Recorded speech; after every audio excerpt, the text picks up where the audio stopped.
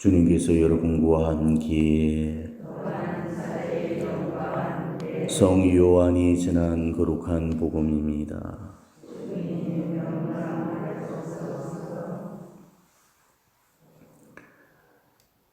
그때 예수님께서는 디베리아스 호숫가에서 다시 제자들에게 당신 자신을 드러내시는데 이렇게 드러내셨다.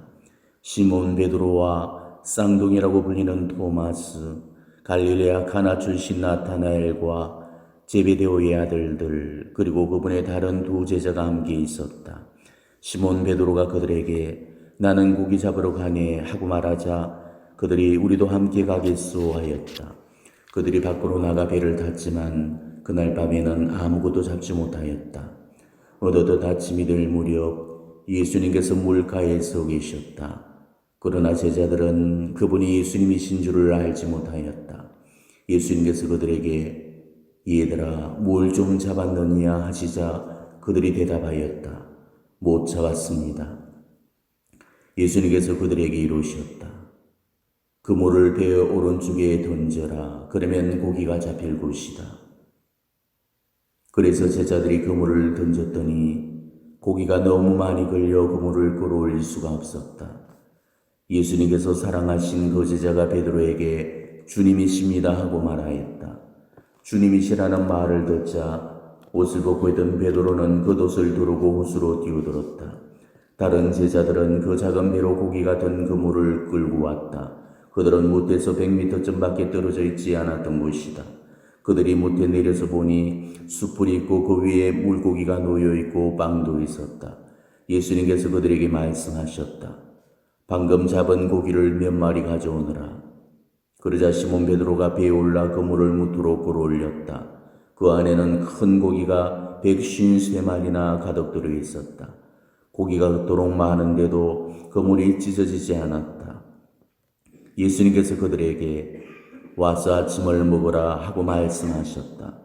제자들 가운데는 누구십니까 하고 감히 묻는 사람이 없었다. 그분이 주님이시라는 것을 알고 있었기 때문이다. 예수님께서는 다가가셔서 빵을 들어 그들에게 주시고 고기도 그렇게 주셨다. 이렇게 예수님께서는 죽은 이들 가운데서 되살아나신 뒤에 세 번째로 제자들에게 나타나셨다.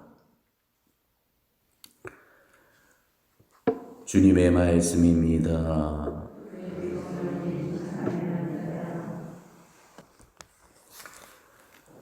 네, 오늘은 독서 말씀을 놓고 한번 여러분과 나눠볼까 합니다. 오늘 베드로가 백성의 지도자들 앞에서 변론한 말씀 중에 오늘 마지막 그 대목을 다시 한번 들어보도록 하십시오.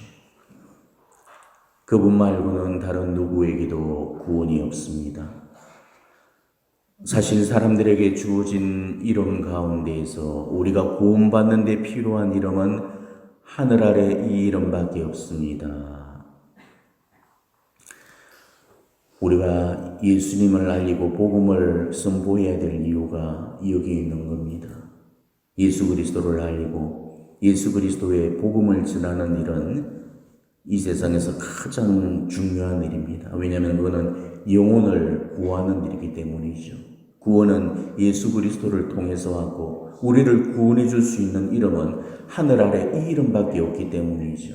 석가도 공자도 마호메토도 우리를 구원해 주지 못합니다. 오로지 예수님만이 우리를 구원해 줄 수가 있기 때문이죠. 그렇기 때문에 제자들이 목숨을 걸고 예수 그리스도와 복음을 전거했던 겁니다.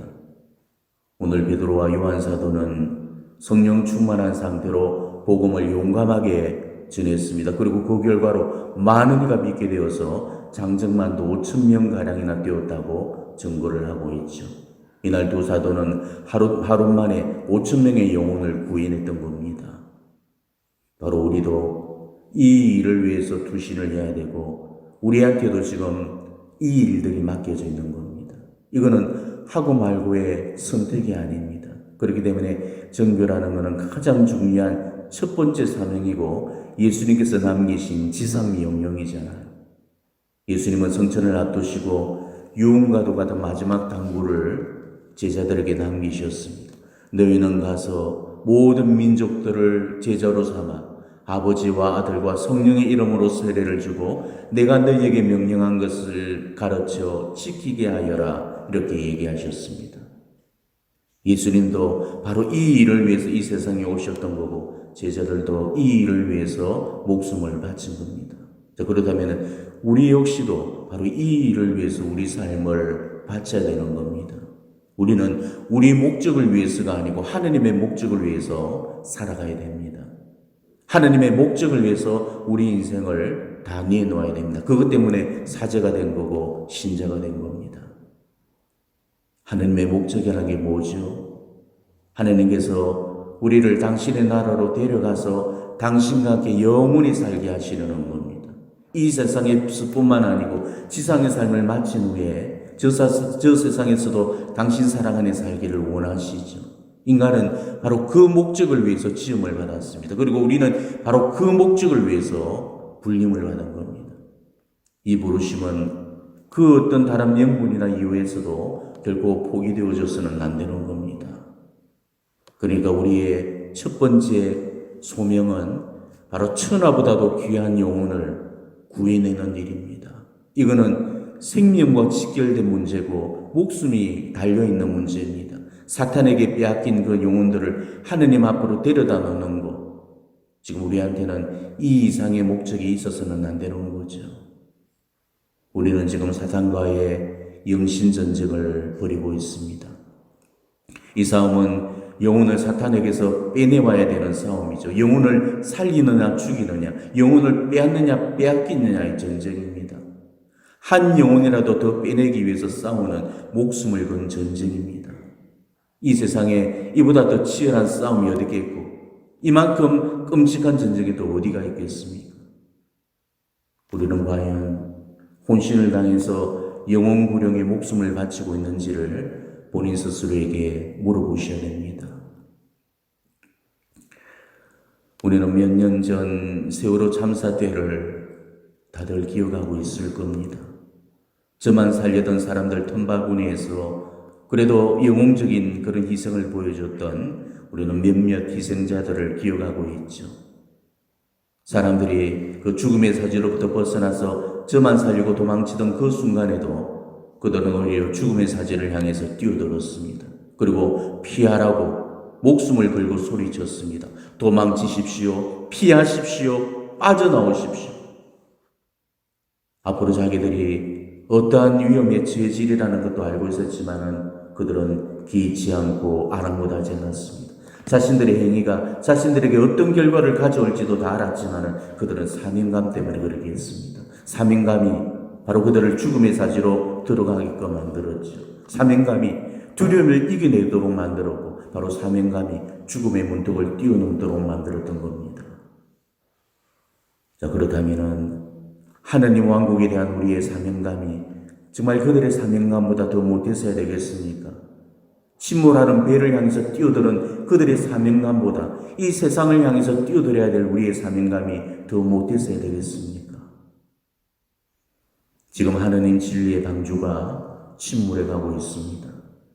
그리고 예수 그리스도의 고귀한 피로 구원된 우리 인류가 다시금 이교도화되고 있습니다. 이제 사람들은 더 이상 하느님을 선택하지 않습니다. 하느님께로부터 돌아서서 사탄을 선택하고만 않습니다. 그로 인해서 수많은 영혼들이 지금 죽음의 바다에 수장되고 있습니다. 얼마나 많은 영혼들이 바로 죽음의 길, 멸망의 길로 가고 있는지 모릅니다. 세월호 때 300명의 영혼이 희생되었죠. 우리는 그때 고작 300명을 잃은 그 슬픔에 대해서 애통해하며 눈물을 흘렸지만은 이거는 고작 300의 문제가 아닙니다. 3,003만도 아닌 3천만, 아니 3억만, 아니 30억의 그 영혼을 잃어버리고 있는 이 슬픔에는 아무도 눈물 흘려주지 않고 있다는 것입니다. 바테마에서 성모님은 말씀하셨죠. 아무도 그들을 위해서 기도해주는 사람들이 없어 수많은 죄인들이 지옥으로 떨어지고 있구나. 너무나 많은 영혼들이 지금 이 시각에도 지옥으로 떨어지고 있는데 그 길은 한번 떨어지게 되면 영원히 돌아올 수 없는 죽음의 길이고 멸망의 길인데 지금 우리가 흘려줘야 될 그런 눈물이 정말 어떤 눈물이어야 되겠고 누구를 향해서 흘려져야 되겠습니까? 파우스티나 성녀께서는 당신의 일기장에서 어느 날 이렇게 적으셨습니다. 제가 영혼들을 구하고 싶어서 죽을 지경이라는 것을 주님은 알고 계십니다. 여러분은 지금 영혼 구령에 얼마만큼 간절하게 기도를 하고 있고 영혼 구령을 위해서 얼마만큼의 노력을 기울이고 있고 얼마나 많은 사람들을 회개시켜서 예수님 앞으로 데려다 놓았는지를 한번 손꼽아 보시기 바랍니다. 아직 한 영혼한테도 제대로 정결을 못했다면 그 사람은 지금 신자로서의 직무유기를 범하고 있는 겁니다. 여러분 지금 뭘 하고 있습니까? 세상을 향해서 빠져나오라고 외쳐야 될 그런 사람들이 아직도 자기 문제만 바라보고 눈물 흘리고 있고 자기 문제만 집중을 하고 있고 나 하나만 잘 믿고 천국 가면 된다는 생각으로 그렇게 살고 있다면 저만 살겠다면서 그 속옷 바람으로 뛰쳐나온 세월호 선장과 다를 바가 없는 거죠. 하나님께서 우리에게 맡기신 영혼들, 정말 우리가 책임져줘야 될 그런 영혼들이 분명히 있습니다. 그들은 지금 자신들이 얼마나 위험한 상황에 처해 있는지를 모르고 있습니다. 그들의 영혼은 지금 침묵에 가고 있고 지옥의 밑바닥으로 깔아앉고 있습니다. 자, 그렇다면 여러분은 어떻게 하시겠습니까? 살기 위해서 저만 뛰쳐나오시겠습니까? 살리기 위해서 뛰어드시겠습니까? 우리는 침묵을 지켜서는 안 되는 겁니다. 침묵하는 사람들은 하나님이 일을 하는 복음의 증인들이 아닙니다. 영혼 구령을 못하는 그 신자는 죽은 신자입니다. 영혼 구령이 없는 교회는 죽은 교회입니다. 우리는 그들을 향해 외쳐줘야 됩니다. 죄를 피하십시오. 거기로부터 빠져나오십시오. 죽음을 피하십시오. 거기로부터 탈출하십시오. 사탄의 함정을 피하십시오. 지옥을 피하십시오. 이렇게 외쳐줘야 되는 겁니다. 그리고 그들을 구하기 위해서 실제적으로 세상 속에 뛰어드는 그런 행동을 보여줘야 됩니다. 하나님은 인류를 사랑하십니다. 때문에 이 세상 누구도 멸망당하기를 원하지 않으십니다. 하나님께서는 우리를 구원하시기 위해서 죄 없으신 독생성자 바로 우리 주 예수 그리스도를 보내주셔서 저 십자가에서 우리 죄를 대신 짊어지시고 피를 흘리면서 돌아가시게 하셨습니다. 그리고 우리를 영원토록 살도록 하기 위해서 예수님은 사흘 만에 죽은 이들 가운데서 살아나셔서 부활의 첫 열매가 되어주셨습니다. 우리는 이 세상 마지막 한 영혼을 위해서까지 흘려주신 바로 이 예수 그리스도의 고귀한 피를 결코 그때에 만들어서는 안 되는 것입니다. 예수님은 우리에게 명령하셨습니다. 너희는 온 세상에 가서 모든 피조물에게 이 복음을 선포하여라. 예루살렘에서부터 시작하여 죄의 용서를 위한 회개가 그의 이름으로 모든 민족들에게 선포되어야 한다. 이렇게 말씀하셨습니다. 죄의 용서를 위한 회개가 예루살렘에서부터 시작이 되었듯이 바로 죄의 용서를 위한 회개가 여러분의 가정에서부터 시작해서 여러분의 예수님의 이름으로 모든 친척들에게, 모든 친구들에게, 모든 이웃들에게 선포되어져야 되는 겁니다. 우리는 바로 이 일의 증인입니다. 이 일을 하라고 불림을 받는 사람들이죠. 그렇다면 아직도 하나님을 받아들이지 않고는 여러분의 외인 남편, 하나님을 떠나 살고 있는 냉담자 남편, 하나님이 없다면서 믿음을 거부하고 있는 여러분의 자녀들을 향해 외쳐줘야 됩니다.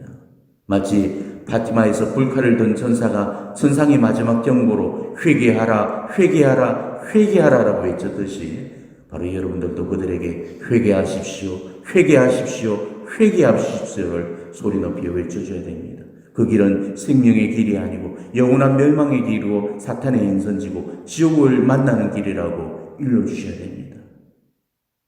그리고 우리는 세상을 향해서도 외쳐줘야 됩니다. 하느님을 떠나버린 사람들한테도 하느님을 모르는 사람들한테도 외쳐줘야 됩니다. 바로 천국이 있고 연옥이 있다는 것을 알리셔야 됩니다. 심판이 있고 상승벌학이 있고 영생영벌이 존재한다는 사실을 알려주셔야 됩니다. 사탄 마귀가 있고 무시무시한 지옥과 영원한 멸망이 있다는 사실도 알려줘야 됩니다. 그리고 날이 저물어 가듯이 지금 이 세상이 저물어 가고 있다는 것도 말해줘야 됩니다. 우리는 파티마의 메시지를 알려야 합니다. 하늘의 복되신 동정녀께서는 파티마를 통해서 천국과 연옥이 실제로 존재하고 있고 바로 사탄 마귀와 지옥이 있다는 것을 증명해 주셨습니다. 사탄의 가장 큰 속임수가 뭔지 아십니까? 바로 자신의 존재를 숨기는 겁니다. 그리고 지옥을 믿지 않도록 만드는 겁니다. 오늘날 사탄은 바로 이 계략에 성공했습니다. 그래서 현대의 사람들은 사탄의 존재를 믿으려고 하지 않습니다. 지옥은 인간이 상상이 만들어낸 그런 가상의 장소라고 믿고 있습니다. 하지만 메주구리의 스모님은 지옥에 떨어진 대부분의 영혼들은 살면서 지옥의 존재를 믿지 않았던 사람들이라고 그렇게 말씀해 주셨습니다. 지옥은 있습니다. 그리고 사탄 마귀와 악령들도 분명히 존재합니다. 지옥이 없고 사탄 마귀가 없다는 그런 사람들에게 그것은 사탄의 속임수라고 말해줘야 됩니다. 그리고 제발 하나님께 돌아와서 하나님과 화해하고 하나님께 죄의 용서를 빌라고 소리 높여 외쳐줘야 됩니다. 하나님을 잃어버리고 영생을 잃어버리고 있는 이 시대에 우리는 지금 무엇을 해야 되겠습니까? 정말 한 영혼이라도 더 살리기 위해서 본신의 노력을 기울여야 되는 겁니다. 우리는 저만 살기 위해서 달리는 사람들이 아닙니다. 우리는 사람들을 살리기 위해서 달리는 그런 사람들이죠. 세상으로부터 멀리 도망치는 그런 사람들이 아니고 세상 속으로 더 깊이 들어가야 되는 사람들입니다. 그렇다면 목숨을 내걸고 목숨을 바칠 각오로 이 세상 속으로 뛰어들어야 되는 거죠. 한 영혼이라도 더 구하기 위해서 사력을 다해서 뛰어들어야 됩니다. 그것이 물이든 불이든 간에 물불을 가리지 않고 뛰어들어야 되는 것입니다. 그래서 믿지 않는 사람들을 우리 신앙하도록 초대해야 되고 신앙을 저버린 사람들에게 회개의 기회를 줘야 됩니다. 이게 바로 우리가 해야 될 시대적인 소명이라는 거죠. 오늘 그물이 찢어질 정도의 많은 물고기가 놀고 있는 그런 황금어장에서 단 한 마리의 물고기도 건져 올리지 못했던 그런 제자들이 되어서는 안 되는 겁니다. 우리는 정교의 열과성을 다해서 투신해야 됩니다. 정말 그렇게만 한다면 우리도 153마리의 물고기로 가득 찬 그 그물을 끌어올리게 될 겁니다. 세월호에서는 180명만을 구했지만 우리는 더 많은 영혼들을 구해낼 수가 있습니다. 우리가 영혼 구령의 간절함으로 투신한다면 그리고 파우스티나 성녀처럼 영혼을 구하고 싶어서 미칠 지경의 그런 심정만 가지고 있다면 우리는 이 세상 가장 불쌍한 주인들까지도 다 구해낼 수가 있을 겁니다. 그러니 정말 한 영혼이라도 더 구해내겠다는 이런 구령의 열망을 가지고 이 세상 속으로 뛰어들어야 됩니다. 우리 마음속에는 영혼을 구령하기 위한 열정이 불타올려야 됩니다. 영혼을 구하고 싶은 그런 마음에 우리 몸이 달아 있어야 되는 겁니다. 세월호로 뛰어들었던 사람들이 열을 살리고 스물을 살리고도 더 살리지 못해서 애태우고 눈물을 흘렸듯이 바로 우리도 천을 살리고 만을 살리고도 더 살리지 못해서 애통의 눈물을 흘릴 수 있어야 된다는 거죠. 우리는 바로 이 세상을 향해서 당당히 외쳐야 됩니다. 제자들이 목숨을 바치면서까지 당당하게 선포했던 그 복음을 우리도 선포해야 됩니다. 예수님 말고는 다른 누구에게도 구원이 없습니다.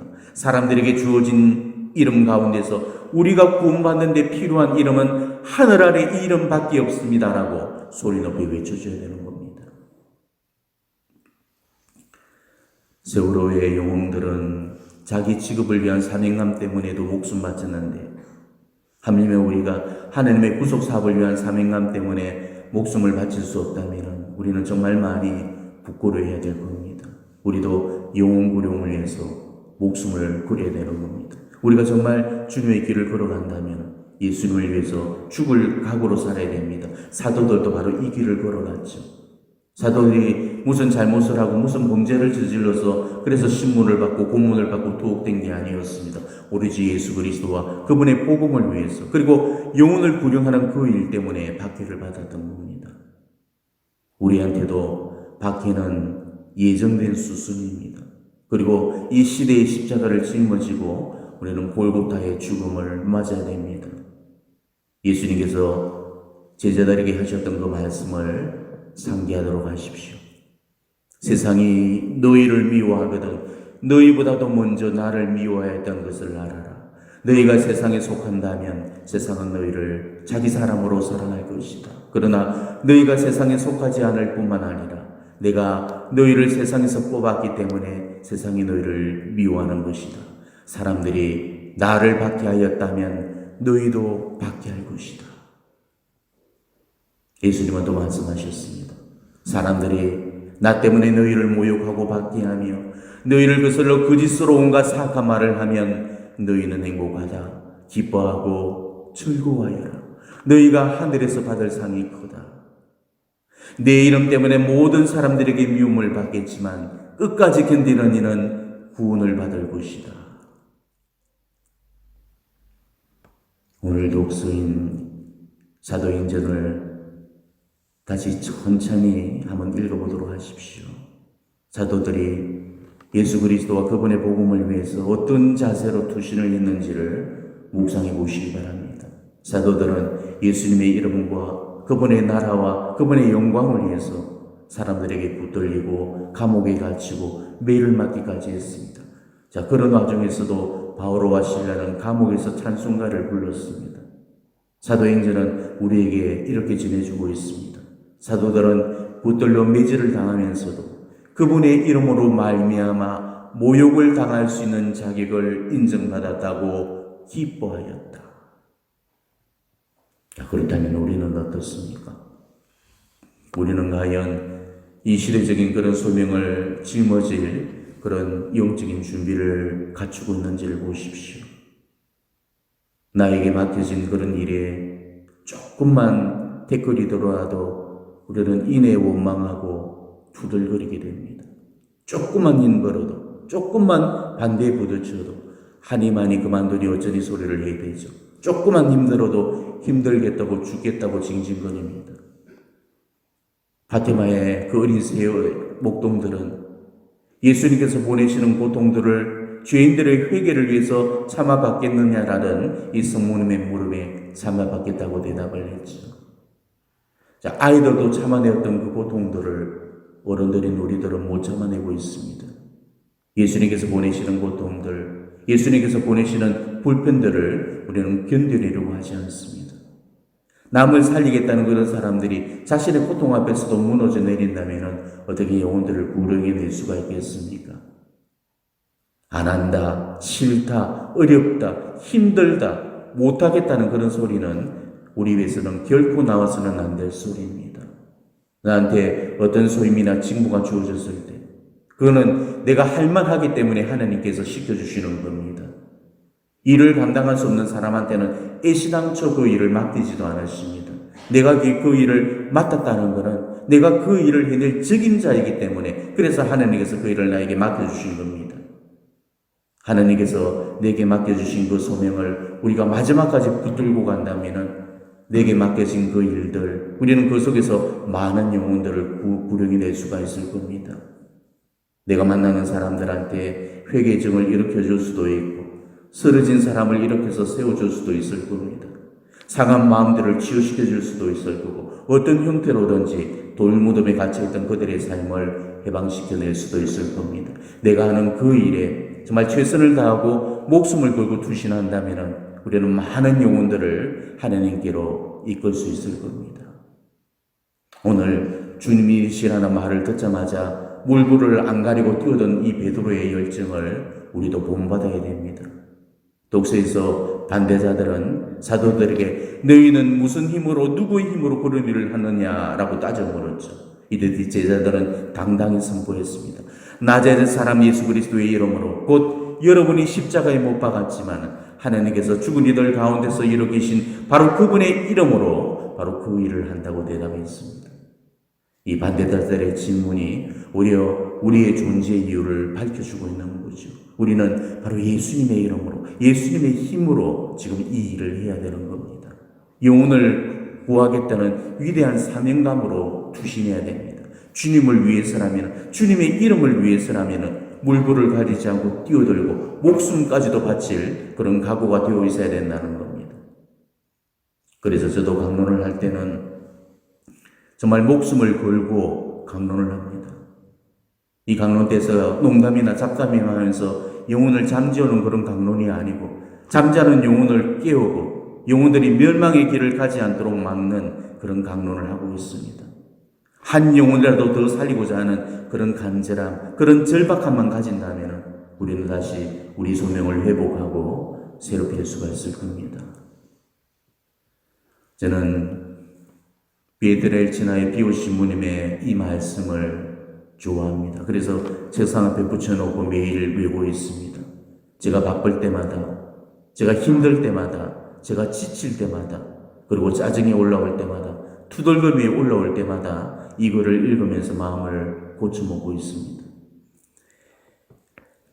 내 시간을 빼앗고 있다고 걱정하지 마십시오. 내가 가장 좋아하는 시간은 영혼의 성화에 쓰는 시간입니다. 하느님께서 내가 어떻게든 도울 수 있는 영혼을 보내주신 것에 대해 얼마나 감사해야 할지 모르겠습니다. 정말 영혼 하나를 건진다는 심정으로 우리 사람들에게 상담을 해주고 고해 성사를 주면서 그들을 정말 하느님 앞으로 데려다 놓았을 때 사제로서 가장 행복한 그런 보람을 느끼고 있습니다. 예전에 쉰들러 리스트라는 그 영화가 있었던, 쉰들러라는 그 독일 기업인이 나치의 유대인 그 학살에서 많은 유대인들을 구해내었던 그 이야기였습니다. 근데 그 영화의 끝장면을 저는 아직도 잊을 수가 없습니다. 영화가 끝나면서 한 자막이 스크린으로 올라왔죠. 거기에는 이런 글귀가 씌워져 있었습니다. 한 사람을 구하는 것이 세상을 구하는 길이다. 정말 우리가 이런 마음만 갖는다면 우리는 그 누구도 다 구해낼 수가 있을 겁니다. 언젠가 주님 앞에 서는 날 주님께서 얘들아 뭘 좀 잡았느냐라고 물으실 겁니다. 정말 그날 아무것도 못 잡았습니다라는 그런 염치 없는 답변을 드려서는 안 될 겁니다. 다시 한번 우리가 주님께로부터 받은 그 사명을 새롭히면서 영혼 구령을 위해서 이 세상 안으로 뛰어드는 정말 하느님 왕국의 일꾼들이 되시기를 진심으로 축원합니다. 아멘.